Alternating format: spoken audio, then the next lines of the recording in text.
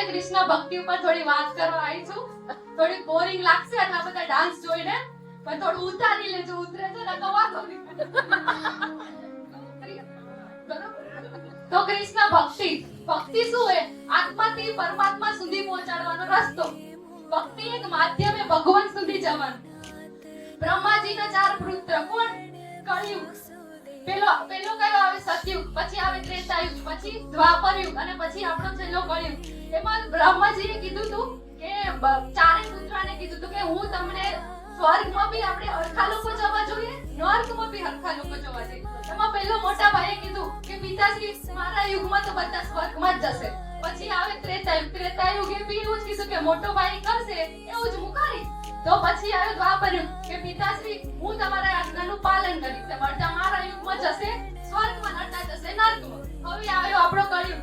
કળિયુગે શું કીધું? કળિયુગે કીધું કે પિતાશ્રી જે મોટા ભાઈના યુગમાં બધા સ્વર્ગમાં જશે ને મારા યુગમાં બધા નર્કમાં જશે. તો હવે આપણે તો બધા કળિયુગમાં હઈ, નર્કમાં તો કોઈને જવાની ઈચ્છા હશે ને?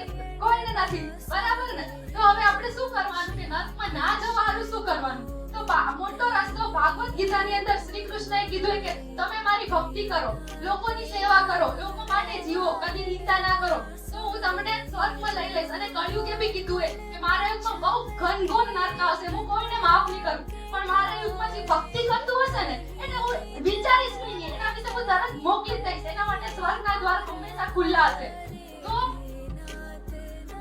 તો હંમેશા એના માટે સ્વર્ગના દ્વાર ખુલ્લા હશે. પછી બધા તો કૃષ્ણ ભગવાને આ વસ્તુ કીધું તો આપણે ભક્તિ તરફ એટલું જવું જોઈએ ને. હું તો કહું ભક્તિ નાનકડી ઉંમરમાં આવી જાય ને તો સારામાં સારું વસ્તુ. કૃષ્ણ ભગવાનને બી નાનકડા ભક્તો બહુ ગમેરા. મોટા થશું તો ભક્તિ તો કરનારા છે, એ તો બધાને ખબર હે. આપણે એમ જ કે આપણી નવી વસ્તુ ગમે, આપણે કે ઉત્સાહથી એને સ્વીકારતા રહે. ભગવાનને બી હોય કે ભાઈ મારા નાના મને ભક્તિ કરે, પૂછા મમ્મા તો બધા ભગવાનનું નામ લેરા. તો તમે બને એટલી નાનકડી ઉંમરમાં જ ભક્તિ કરો. અને ભાગવત ગીતાની અંદર ભગવાને આપણે 5 વસ્તુ કરવાની ના પાડી છે, જેને આપણે એમ કહીએ ને કે મને નથી નર્કમાં જવું, મારાથી ભક્તિ નથી થતી, આ નથી થતી, તો 5 વસ્તુ બી લીધી. આ 5 વસ્તુથી દૂર રહો. એક તો જુવા ના ખેલો. બીજું મંદિરા, પાન, તમાકુ, એ બધું આપણે ભાઈઓ બધા ખાતા જોયા તમાકુ. તો ભગવાને બી કીધું યાર તમાકુ પપ્પાએ મારા ખાઈ જ રાખતા. આ બધું આ નર્કમાં જવાનો રસ્તો છે, બરાબર. અને બીજું પર સ્ત્રી પ્રત્યે પ્રેમ, કે બીજી સ્ત્રી અને પુરુષ બંને માટે તમારા મેરેજ થઈ ગયા, તમે નથી મેરેજ આપી તો બી તમે એવા રહો કે નહીં મારા જીવનમાં ગમે તે આવશે હું એને લઈને જ રહીશ, એના લઈને જ જીવાનું. બીજા તરફ ભાઈ બહેનનો પ્રેમ હોવો જોઈએ. કદી ઊંચી નજરે કોઈ સ્ત્રીને કે કોઈ પુરુષને કદી નહીં જોવાનું. પછી આવશે આપણું ચોથું આવશે આપણે કર્મ, સારા કર્મ કરવાના, કદી કોઈનું ખરાબ નિંદા નહીં કરવાની. આપણે બધા કરી જ કે આગળ બધા આપણે સારી વાતો કરવાની, ઘરે જઈને પછી એના જ વિશે વાતો કરવાની. આ તાની હે, આ તેવી હે, ઈ ના કરો, ઈ નિંદાથી ઈ બી આપણે નરક પર લઈ જશે.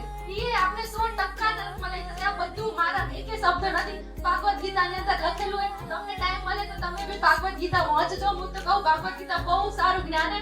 આપણી ગામમાં શિબિર ભરાઈ નાના ભૂલકાઓની. હું તો કહું સવાર શનિવારે એક અધ્યાય લો, ગામની બાળક સમજાવ કે જીવન શું છે. ભાગવત ગીતાની અંદર આપણે જીવન જીવવાનું શીખવાડ્યું છે. તમને જીવનમાં ગમે એટલા દુઃખ હશે, દુઃખ જીવનમાં આવે, આપણે લોકો વિચારતા હશે કે હું આપણી ભક્તિ કરું છું, આટલું બધું કરું છું, તો જીવનમાં કેમ આપણે દુઃખ આવે?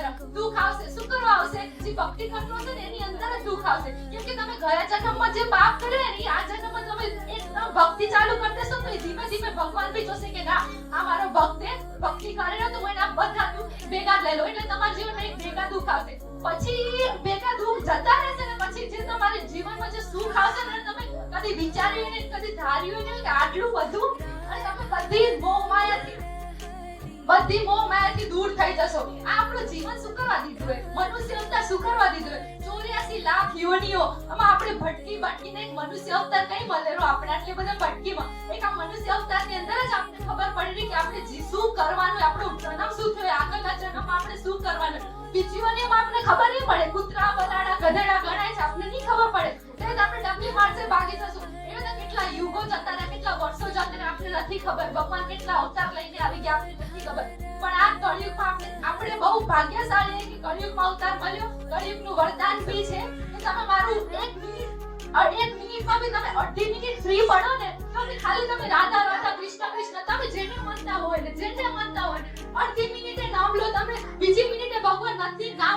મને કહેજો. આ મારો એક્સપિરિયન્સ છે. હું બી હવે આ 2 વર્ષથી ભક્તિની અંદર જોડાઈ ગયો. મને બહુ કૃષ્ણ ભગવાનનો રાધા રાણીની મારી ઉપર કૃપા છે. મને આવડી સારી જગ્યાએ જોબ મળી. હું આવડું બધું સારું મારો આગળ ફ્યુચર એમ જે ભક્તિના લીધે જ મને મળ્યું છે. અને તો હું બધાને એ જ અપીલ કરું છું કે તમે લોકો બી એટલી ભક્તિ કરો, ભગવાનમાં લાગી જાઓ. આ બધી તો મોહ માયા, દારૂ મારું આ બધું કાઈ નથી. હું નીકળી જશે ને મનમાંથી હું કે બસ જીવનમાં એક જ મારે બીજા માટે કરવું છે. મારું અહીંયા કોઈ નથી. હું જીવીશ તો બીજા માટે જીવીશ. એવું મનમાં અપગ્રેડ આસ્થા રાખો ને જીવન વધારો. કદી કોઈની નિંદાની, કદી કોઈનું ખરાબની. કોઈ બોલી જાય તો સાંભળી લો. કોઈ બોલી જાય તો સાંભળે, કાઈ વાંધો નહીં, તું સાચી ભાઈ, અમે ખોટા. તો તમને ભગવાન તો તમારે હોવું જોશે. અને કળયુગમાં તો બેસ્ટ છે. ભક્તિ તરફ મળી જાય તો સ્વર્ગમાં જવા બી તરત મળશે. આમાં નહીં ફરવું પડે. અને જેમ નરસિંહ મહેતા થઈ ગયા, મીરાબાઈ થઈ ગયા, રાણીબેન થઈ ગયા, કાળીદાસ થઈ ગયા, એના જેવી ભક્તિ કરો. અને આ તો આપણે લકી લોકો આવીને કળયુગમાં જન્મ મળ્યો ને ભગવાન તરત મળી જશે ને તો આપણે તરત આમ ડાયરેક્ટ ભગવાન કરે જ નહીં. નરક આવે નહીં, યમદૂત આવે, કોઈ જ વચ્ચે નહીં આવે. ને ભગવાનની ભક્તિ બહુ વિશ્વાસથી કરો. થાય એટલી કરો. નિંદા તો કદી કોઈની ના કરો. કદી કોઈની. બસ રાત દિવસ જેટલો ટાઈમ મળે એટલો ભગવાનનું નામ લો. ખાલી વાતો ના વડા ને એવું બધું ના કરો. જેટલો ટાઈમ મળે એટલી ભક્તિ કરો. બસ મારો આજે ભક્તિ વિશે આટલું કેવું હતું. અને બધાને થોડુંક બી સમજણ પડશે તો મારી માટે ખૂબ સારું છે. અને બધાએ સાંભળ્યું એ માટે તમારો ખૂબ ખૂબ અભિનંદન.